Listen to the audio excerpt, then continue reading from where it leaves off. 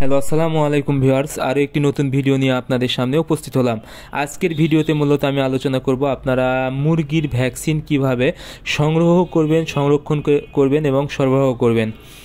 আপনারা যারা মুরগি পালন করেন অনেকেই কিন্তু ভ্যাকসিন করে থাকেন, তবে এই ভ্যাকসিনটি কিভাবে করবেন এবং ভ্যাকসিনটি একদম ভালোভাবে মুরগির শরীরে প্রবেশ করতেছে কিনা এবং ভ্যাকসিনটি ভালোভাবে কাজ করতেছে কিনা এই বিষয়টা কিন্তু আপনারা অতটা নজর দেন না। তবে মুরগির শরীরে যেন ভ্যাকসিনটি সঠিকভাবে কাজ করে এবং আপনারা যে রোগের জন্য ভ্যাকসিনটি করতেছেন সেই রোগের বিরুদ্ধে যেন কাজ করে, সেদিকে অবশ্যই আপনাদেরকে খেয়াল রাখতে হবে।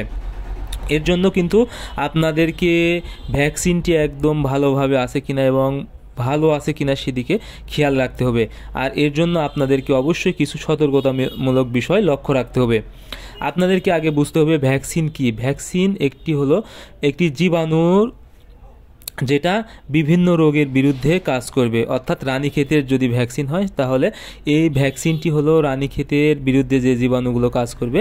এটা যখন আপনারা মুরগি পুশ করবেন বা মুরগিকে খাওয়াবেন, তখন এই শরীরে যে এই জীবাণুগুলো কিন্তু একদম জেগে উঠবে এবং ওই রানীক্ষেত রোগের বিরুদ্ধে কাজ করবে। সেরকম প্রতিটি রোগের যে ভ্যাকসিনটা আছে একই রকমভাবে কাজ করে থাকে। এই জন্য আপনাদেরকে অবশ্যই ভ্যাকসিনটি যেন একদম ভালো থাকে, সেই ক্ষেত্রে অবশ্যই আপনাদেরকে ভালোভাবে সংরক্ষণ করতে হবে বা সংগ্রহ করতে হবে। এর জন্য আপনাদেরকে অবশ্যই দেখবেন যারা ফ্রিজে ভ্যাকসিনটি রাখে, অর্থাৎ আপনারা অবশ্যই কোনো ভেটেরিনারি দোকান থেকে নেবেন এবং কোম্পানির ভ্যাকসিন নেওয়ার সবসময় চেষ্টা করবেন।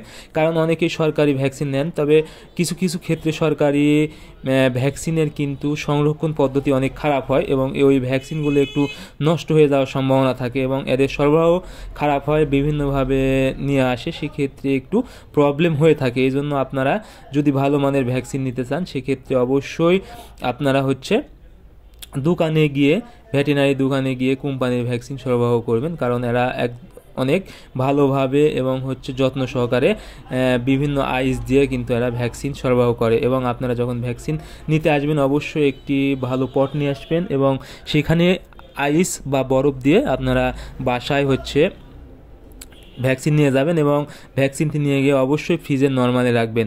তাহলে আপনাদের ভ্যাকসিন এবং ভালো থাকবে এবং মুরগিকে সুস্থ রাখবেন। ধন্যবাদ সবাই।